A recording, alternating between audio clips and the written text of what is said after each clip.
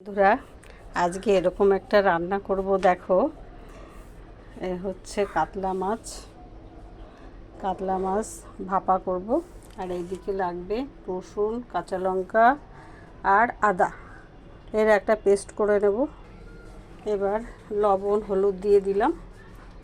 এবার দেব কাঁচা তেলটা, দেব এর মধ্যে।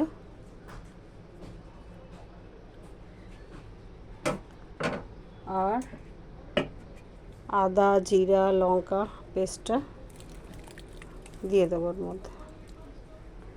এবার এটাকে মাখবো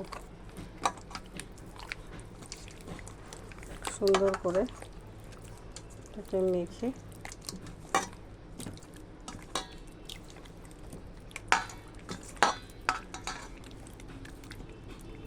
স্টিমে বসিয়ে দেবো।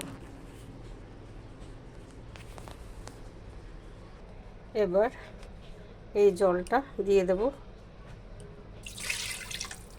1.5 কাপ মতো জল।